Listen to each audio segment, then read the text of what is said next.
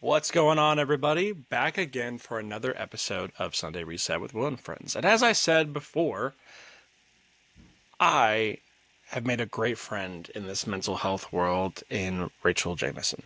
And she has been kind enough because to me, like, as much as I really enjoy having these meaningful conversations with people with real stories, I also hold true in my heart to have actionable thoughts from somebody who actually studied this, who actually knows what they're talking about. I'm just some guy with a microphone that people listen to sometimes, but she is actually a practice clinician. She is someone who works with people on a day-to-day basis and gives real, tangible, actionable items. Why I fell in love with her content to begin with. So, Rachel, welcome back to the show. It's a hell of an entry. Thank you so much. I'm so glad to be here. And I'm just now noticing your swag. It looks good. So this one is actually not available to the general public. This is a one of one I made for myself. Yeah, I Very haven't I cool. haven't figured out how to sell hats as a thing. I just wanted one for me because, fun fact for anybody who follows my content or listens to any of this, anytime you see me with a hat on in a video or something, it's because I didn't take a shower. That's the answer. That's the honest answer. Like a lot of the car videos where I'm wearing a hat, it's because I went to the gym, Smart. so I didn't shower before I went to the gym. That feels stupid. So It's just a a little fun behind the little, scenes. yeah, little Easter egg for you. If you see me with the hat on, it odds are means I didn't shower. If it's before noon, At least you're representing appropriately. that's what I figured. I was like, if I'm gonna put a hat on because my hair's a little crazy, I might as well put the one that Hell yeah. promotes Yeah. promotes the show. Oh my goodness. All right. So, um, Rachel and I were talking about, what do we want to talk about next? As I mentioned before, her and I are trying to make this a regular part of the show to have her on and lend some thoughts. And one of the things that we were discussing on the side, Rachel, was this idea of mourning your past self. And so before I kind of get your thoughts on the idea of that, I want to kind of set the stage for everybody listening. So when I think of the phrase like mourning your past self, for those who are on a mental health journey of some sort, something that really sticks out to me is you can be really proud of the evolution that you've had. You can be really proud of, like, looking at yourself maybe 5 years ago or 10 years ago and be like, wow, I've come so far. And maybe there's a lot of things in your past self that you didn't particularly enjoy about yourself, you didn't like, and I'm happy to go into some of mine here later on. I'm sure Rachel is too. Yeah. But at the end of the day, there's still parts of you that it's like an old friend, right? So from your perspective, like, what does it mean to you to mourn your past self? It's such a good question. Um, I think I don't know if I would have answered this question the same way, even a year ago, but I think the mourning of your past self, I mean, it can be for better or for worse, right? Like if maybe you used to be a straight A student and now you're struggling, or right, maybe you were struggling then and now things are different. Just because we grow and change and learn and hopefully advance as people or whatever, doesn't mean we're not still connected to some piece of that old part of ourselves. So um probably the word bittersweet is like what comes to mind when I think about mourning a past self, because like I said, it can be for better or for worse. Yeah, and it's to your point, like it can be better for better or worse. Like, I was telling you before the show started, for me, I look back, I've been pretty open about when I look at like my 19 to 24-year-old self, I was such a cocky prick. And all because I was so insecure that I was so afraid of being a mask that I had to overcompensate, right? Like that's just the nature of who I was. And I'm really glad to be the person that I am today that Yeah. that sees the world a bit differently and presents himself as such. But there are times where I look at myself and I go, wow, I'm really overthinking this too much. And I wish I had some of that blind confidence that that young man had where he could just walk in and not give a shit.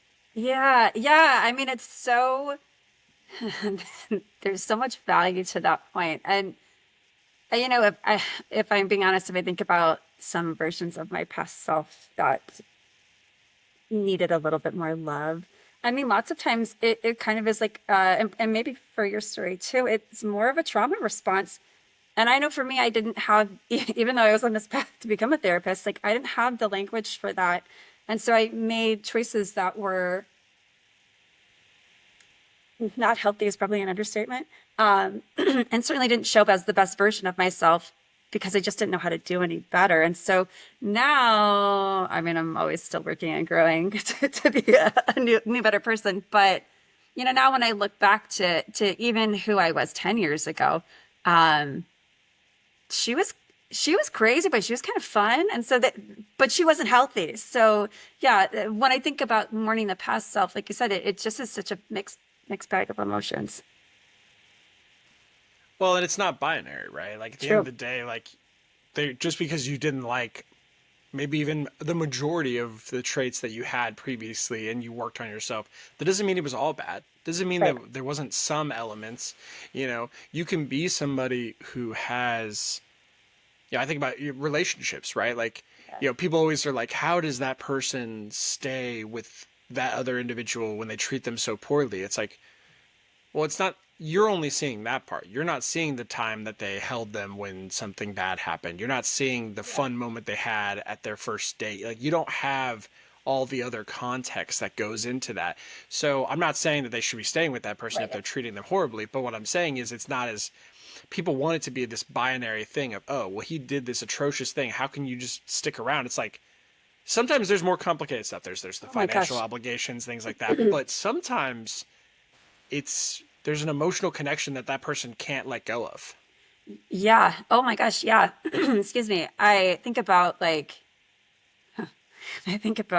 I was what, probably like 29 or 30, and I've been with somebody for a very long time, and long story, and lots of things about the relationship that like I didn't like and did not want to be in, but I just couldn't figure out how to get out, even though it sounds so simple to be like, well, just break up and just leave. Like, duh. And also, when you're in I mean, now I'm gonna take it real dark, but like when you are in an emotionally abusive relationship, it's not, yes, if you're on the outside, you'd be like, yeah, if they did that to me, I would totally leave. No, that's not necessarily how it works. And I remember when he cheated on me, it was so traumatic and very dramatic and chaotic that like I couldn't even process what happened for months. And so, and it's kind of the shock to it. And so you just sort of stay put in that, well, for me, stay put in that freeze space. And then a year later, I'm like, okay, she's ready to go now. She's figured this out. So, um, yeah, yeah. So, I think when we look at our past selves, the the part about mental health is being able to identify what could I have done different so I can apply it to the future. I mean, that mental health work is always just about growth. It doesn't have to be that like black and white. Okay, now this has changed and now I will be better forever. Um, it's more about the learning and applying. So then let me ask you this, because I want to hear this from somebody who studied this. I'm curious in your expert opinion. Is it possible for someone to be too self aware? Sorry. Yes, I think is the short answer. Yes. And it's. I guess I laugh because I think of the handful of patients that just popped in my head who even recognize it and they come to therapy or they come to coaching, think, acknowledging like I know I am too self-aware. I actually just discharged someone from my caseload who was too self-aware and because of that, and I'm not saying everybody is like this, but a lot of times then that presents this closeness because I have an answer for everything, right? Like I can explain everything. And so sometimes then in these handful of cases that are popping into my head right now, the limitation was, oh, this is like my corny therapist moment to say, like they weren't trusting the process. You know what I mean? So they weren't, they were open to suggestions, but they weren't really applying them. So then really it was just keeping them stuck in these same old habits because they understood why they were doing the thing, but they couldn't, it was so ingrained that they couldn't get out because it was too logical to keep doing the same thing. Yeah. Well, and sometimes like something I've held as a firm belief is that you have to want to change. Like Truly. I can give Yeah. you all the tools in the world, I can give you all the ideas and thoughts. If you don't want it, like you're not going to change. And vice Yeah. versa, I do believe people can change. Oh, People I like wouldn't to be in this write it career. off. Yeah. Yeah, I think people like to write it off. People don't ever change. No, they can, but it has to come from like deep within you. Yeah. And, even to that point, I would add, I mean, and I've seen people change so drastically over the years. I think to the skeptics, we can change how we respond to the event or the person or whatever. Like, because our initial reaction, our gut reaction may be that old thing, and maybe Mhm. that doesn't totally change, but it's the way that we act on it, the way that we engage with it, that is what changes. And with, how it goes with so much practice, then that becomes more of a second nature. It doesn't mean that little tiny thing from the past completely goes away every time. Does that make sense?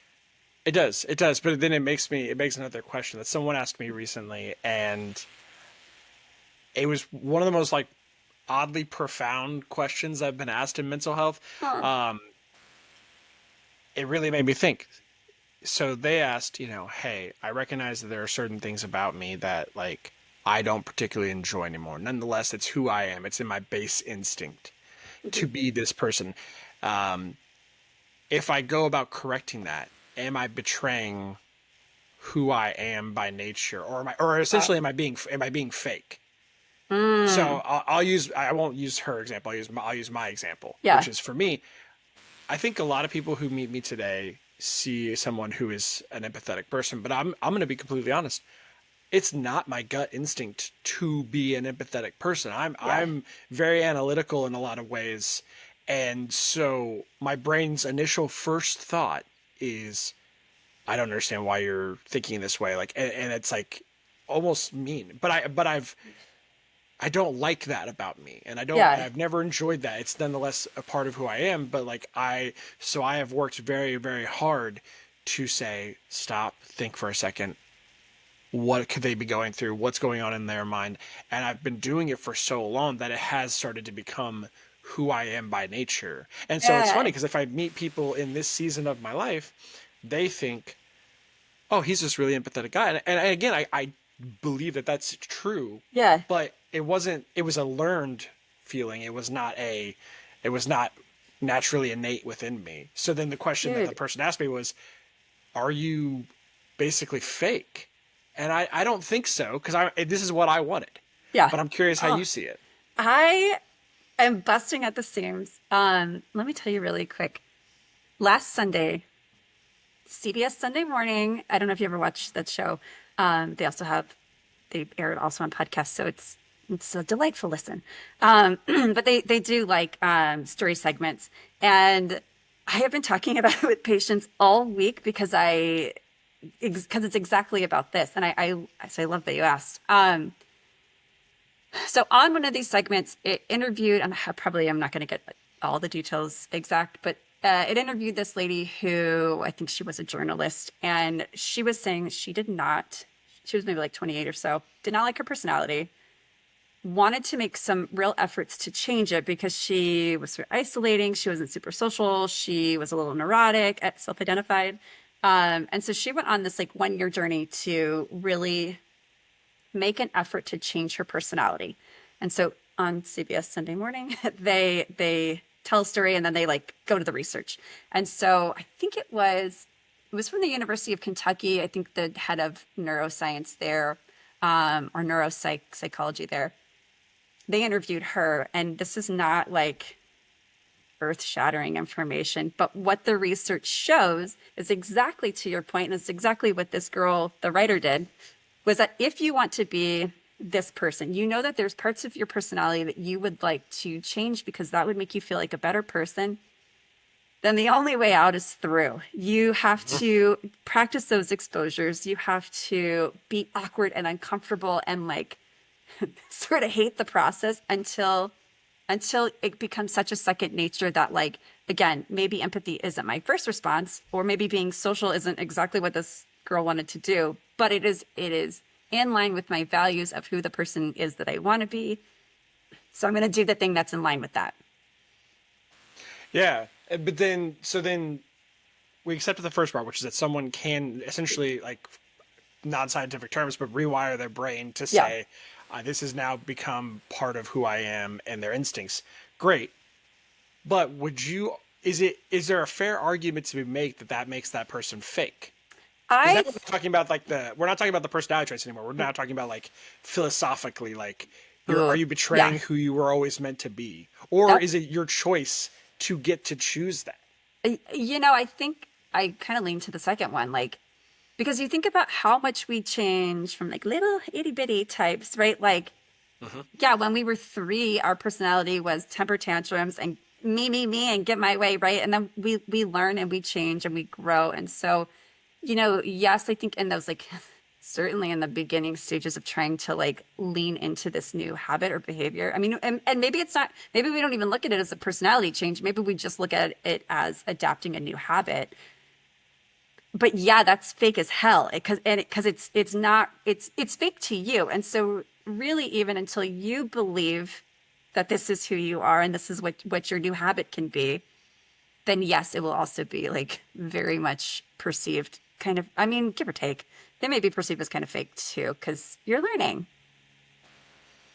Yeah, I think the conclusion that she asked me on the spot, and Yeah, what did you think? it was funny. No one had ever asked me something like that before, and so my gut reaction was, I believe that you get to choose who you want. I guess, but like that goes back to the core of who I am as a person, which is that like I'm not a big fan of like destiny in a Yeah. way. Like I'm not a big fan of this idea that like everything's mapped out for you and you're just following in somebody else. Like I'm in control. Yeah. I understand that there are things that I can't control. I'm separated those things, but I am responsible for my actions. Yeah. I am responsible for how I choose to show up every day. And so I'm allowed to take ownership in who I want to be and how I want to exist in this world. Because to me, the alternative is I just have to settle for being a shitty person. Like, that sucks. I don't want that. Right. Well, and I think, I mean, this is such like a true philosopher would have their own opinions about this too. But I mean, what we're talking about is kind of that foundational thing, and maybe even a little of like nature versus nurture, and, Hmm. and and all that, right? So like, if you, I agree with you. I mean, it is every day we have choice to choose what we want to do for good and for bad. I don't know. This is not a great example, but I'm thinking of like so whoever's listening is going to be like, well, what about serial killers? Um, you know, Sure. I mean, yeah, they still wake up with choice. There is definitely a mental health component that maybe limits that and causes impulsivity. And like that is something to be practiced. And, at the end of the day, we can still choose not to change, Hmm. It's Yeah, a it's deep question for somebody to ask on the fly, though. oh yeah, it was great though, and I was so happy that Yeah, like that they thought of me to ask that. And that's so cool. um the immediate thought that like came to my mind like after the fact was like I'm a big Harry Potter fan, and there's a great theme that happens within the books. And yeah, J.K. Rowling's kind of a twat, so like that's separate to this conversation, purely Unrelated. from the books themselves. Mhm. Um, but to me, there's this great central theme of like we all have light and dark inside us, Mhm. and that's not determines who you are. It's not predetermined in that sense. It's your actions. Yeah. It's those things. That's who determines your character. Because every single person has the ability to turn on the dark side. Every person has the ability to turn on the light side. How you choose to show up every day and how you choose to be around the people you want. And guess what? At any point in time, you can change your mind. If Yeah. you've been on this path of destruction, you get to stop someday and go, you know what? I'm done being destructive, and I'm going to go a different way with it. And to your point, it's going to be very uncomfortable. It's going to be very Totally. awkward, Yeah. but eventually you get to a place where like it becomes second nature, and that's who I would argue who you are, not some predetermined thing that started when you were a child. Yeah. No, I totally agree. And this is definitely off topic and not what you're asking about, but it did also, I'll put in my 2 cents about it. It made me think Yeah. I'm by far not at all an OCD expert. Not at this point yet, but that is my goal for this year. Um, And one of the things I learned as a component of OCD, it's bigger than just like hand washing, cleaning, counting, kind of the what we see on TV. I mean, the umbrella of OCD spans to all sorts of kind of like the spectrum is wide and like including some really deep dark things. And so if you are a person who might be listening and is like, well, I have these like terrible thoughts, like harming others or sorry, this is going to get like too deep, but like harming others or harming myself. I'm not suicidal. I'm not homicidal. I'm not a bad person. I don't want to do these things. If you find that those thoughts come to mind often enough, that would be worth talking to somebody who specializes in OCD because now the research is showing that that can be related to anxiety, connected to OCD. So there's my PSA there on that. Well, and it's this is something that my therapist and I talk Hmm. about. Yeah, in case anyone was confused, Rachel's not my therapist. That would feel a little inappropriate. I'd Um, still come on. I know you would, but no, I do have my own therapist, and not that I think Rachel would be a fantastic one. Just we actually met after the fact. Um, yeah, but something that her and I talk about an awful lot in what you're describing is like I think some people get. I'm not putting words in her mouth. This is how I chose to interpret the information. Some people get very hung up on labels of certain things when it Yeah. comes to ADHD, um, OCD, all this stuff, and the entire neurodivergent community, right? Yeah. And they get Especially now with social media where it's like we're labeling everything and everybody is all the things. Yeah. Yes. and by the way, I'm not trying to like say that that's a bad thing because I want people to feel heard and seen, and I want people to know that there are other people that feel the way they feel. Yeah. This is not a mark on that. Yeah. But what I will say is that I think because of the knowledge that becomes there, the people immediately jump to, okay, well, I have to get medicated, I have to do those things. And Hmm. I'm not against medication, but I think there's a difference between this is impacting your day-to-day life and it prevents you from being a functioning member of society, and Yeah. this is just something that like is a small inconvenience that like maybe you have to think a little bit differently about. I think there's a spectrum Yeah. there. Totally. And so like so to me I worry some people just jump right into, oh well, I'm broken completely, Yeah. I need to just Yes. fix everything. It's like I think the science, this is my hot take for the episode, I suppose. I think the science will get us to a place at some point in the next 50 years where we're going to realize that everyone is neurodivergent. There's no such thing as divergent in the sense of we all have something that's going on, and it's truly the spectrum. It is Yeah. truly one end to the other. There is no such thing as normal. We all have our own way we're wired, and that's where we're going to go, and that's how we're Yeah. going to see it. And you have to learn how to navigate that, whether that's through medication or certain practical, tactics, whatever Yeah. the case may be. Learn how to navigate life and adjust accordingly. Yeah. No, I totally agree with that. And I was thinking kind of in terms of this like idea of mourning our past lives and these changes that we've made for better or for worse. Like, it's half of me is very glad that social media is there as this resource to be I mean, when the resource is legit and accurate, that now Sure. people have the Unfortunately, opportunity. we can't. Unfortunately, we can't guarantee that. No, no, no. Except for here, we're guaranteeing it here. Um, but the exposure that people have to new terms and language, and for me as a clinician, I've loved that in the recent years because when somebody comes to me and they're like, it's always that they saw a TikTok. Unless you're older than you're watching Instagram, I've learned. But like I saw this TikTok and it said, ADHD is like this, like, and I related to the video. And so, at least if nothing else, it's helped to open up a conversation so we can look at symptoms because some of that, like, I don't know, I think about mourning the past lives and like transition that goes with that and the change that goes with that. I mean, there is, to your point, there sometimes, yeah, it's chemical. Sometimes we need to like do some extra things to help with those symptoms. And sometimes it's just situational and we need to heal from some of the past things that we've been through in order to survive this transition and like thrive in this next chapter.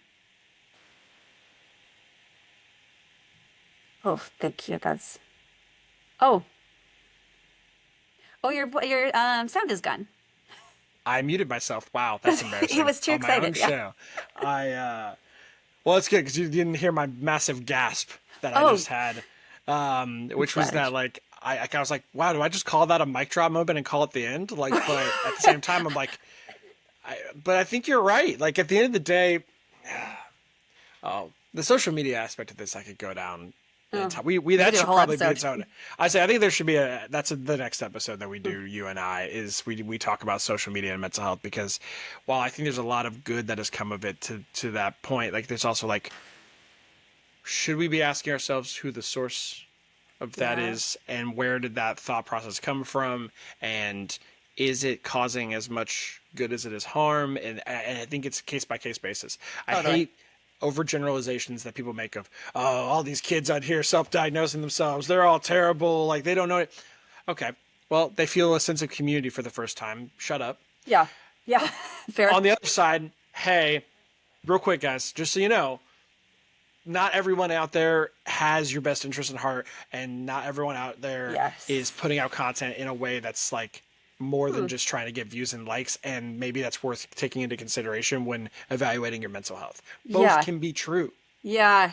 You aren't saying this, but the way it popped in my head was like, the conversation around ChatGPT and like how it's this echo chamber and we're hearing what we want to hear. I mean, that is also the algorithm. So like you Mm-hmm. start watching videos of narcissists, like everybody's a narcissist, or I have so much trauma. Like, yeah, yes, if you have made it to this point in wherever you are in your life, like you've absolutely had trauma.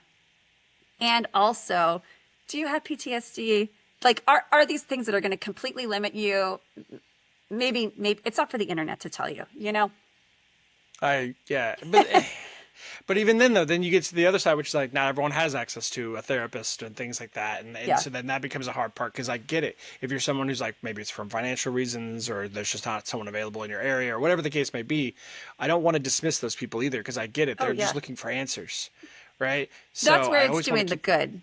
Sorry, I cut you off. But I agree with you. no. That's where it's doing the good. And I mean, I told you I'm getting ready to go back to Alaska. Like, there is, I had patients and clients in Alaska who that is what they have access to. And great, because then when they finally do get with a provider, they're able to have more language to have a conversation. My concern is like that other side, right? We see on the internet where it's like, oh, ChatGPT told me to like spiral into this belief, or this video is saying I'm right. And I mean, we don't do that with anything else, right? Like, I mean, I guess sometimes we do, but like, there's things, I don't know. If somebody on the internet told you to eat, I don't know, drink milk and you're lactose intolerant and you drink milk, I don't know, you're going to be sick. So we just know not to do that. That's not a great example, but like, we don't have to believe everything too. No, I think a healthy dose of. Oh, I mean, this is probably the people have talked shit about me on the internet enough times for me to be comfortable with it, and I'm okay with it. The one, if you're looking for a way to really cut in, if you're listening this far into this episode and you're looking for a way to really cut into me, the one dig that people can make that still gets under my skin and still hurts every day is people who say something along the lines of, "Oh, he's just capitalizing on other people's pain." Ouch. And that one hurts a lot because Yeah. I can totally understand that argument, and I do believe there are people out there doing that, and you can make that argument about me if you want. For those who don't know, I do still have a day job. Like this is not. I don't. I trust me. I assure you. I think it's awesome that you. Like I got a comment. I got a comment literally yesterday from somebody that. Here, I'll read it because I took a screenshot of it. I thought it was funny. I think this Um, means you've kind of made it actually also, and you're getting the hate he wrote comments. on my video yesterday. He said, "My God, get a new day job," Oh, and and then so my reply was, "Far from my day job, but I appreciate you thinking that I can make a living this that's, way." Like that's how I chose to look at you got that. to roll with it. Yeah. You know what I mean? Like, but like, damn, like you think I'm big enough that I can justify this is my day job. That's awesome, but no, I assure you, it's not. I just do this for fun, oddly enough. And so that's the one that still gets under my skin though, because like it's like I have reverence for people who ask those questions because you should, Yeah. including me. I know that I have good intentions. Yeah. I know that I'm acting in people's best interest. I know that I'm trying to do good for the world. And Yeah. yes, Do I make money off my book? 100%. Do I make money if they pay me to come Did you speak work at it somewhere? though? Yes. Yes. Yeah. Yes. Like, I understand that. But, and you should, if you see some guy on the internet, you should have a healthy dose of skepticism of like, what's he really after? Yeah. Myself included. So I have no problem with that take. My validation does not come from you. My validation comes from I know who I am, and I don't blame anybody for having any skepticism for me. And if you take that too personally, like that's on you, not them. You know what? And just to kind of like tie it back into the idea of like our past life, our previous life, and the Mhm. mourning of it and the growth of it, like this is you making the choice to do good with what you have learned from the past and apply it for future you. Because I know you say all the time, like if I just reach one person, super. Like that is my goal, is to help at least just one person. But not only, you and I were chatting about it before we got on here, but like the work that we do in the social media realm. I mean, so we're talking about mental health all the time, and that helps us too. And Yeah. then together we're helping like future us and future people hopefully. So yeah, you had ups and downs in order to get to this place where you are today, and that's beautiful because that's what's making this impact tomorrow, you know? Yeah. Yeah. I choose to look at it as like, yeah, I can either let this consume me or I can use it for something good. I chose that path, but I don't, I'm not disappointed in anybody who goes the other way because I get it too. It was probably easier to go the other way, and I have all the empathy in the world for that. I hope that people find a better path. It Yeah. doesn't have to be being me and doing all this, but even if it's just for yourself to say I'm going to take ownership and not let this define me, like I hope that you find that. Yeah. Um, And I will just add, because I know we're at time, but as cliche as it sounds, right? You also don't have to do it alone. Like if you've decided that you want to make a change to be this better version of yourself because you know that satisfies your heart and that it is in line with your soul and that authentic piece, then like it's really fucking scary, and don't do it by yourself because you don't have to. There's lots of resources. lots of resources, and also I would say share it with your friends too. Share it with the Oh people in my your life gosh, that yeah. like matter most to you. Here's why: they can hold you accountable. Thousand Because percent. it's like, as we kept saying a couple times in this episode, it's going to be uncomfortable, it's going to be awkward, and it's easy to walk away from that. But if you really want to change and you want to work Yeah. on those things for yourself, even if it feels like you're betraying your past self or anything like that, but if you want it, you have to have accountability. And so your friends have to check in with you to say, hey, man, you You said you know, were going to stop doing that. You're doing it again. yeah. And I think that's helpful. I'm just gonna add really quick to that like the ripple effect or the trickle effect of you telling somebody what's going on, right? And you're thinking, okay, I'm gonna do that because I want to be accountable. Super. But also then what happens is that maybe somebody wants you to be their accountability buddy. Or also, people, we find purpose in being able to help others. And so you telling somebody what's going on with you, you have no idea how that actually may impact their self-esteem and the connection that you guys have. It's just a beautiful thing that can happen when you don't keep everything to yourself. I couldn't have said it better myself. All right, Rachel, as you know, I could talk to you for hours, I but loved it so much. Thanks for having me. of course. She is Rachel Jameson at Back to the number two Basics Therapy LLC on Instagram. You can find her there. You're on TikTok. I don't know. I forget. Are you on I TikTok? am Please. No, I don't have the mental capacity to add one more app, but I've thought about it. No. All good. All good. All good. Yeah. Feel free to reach out if you have any questions. Be kind to each other, and we'll see you next time. Thanks, everybody.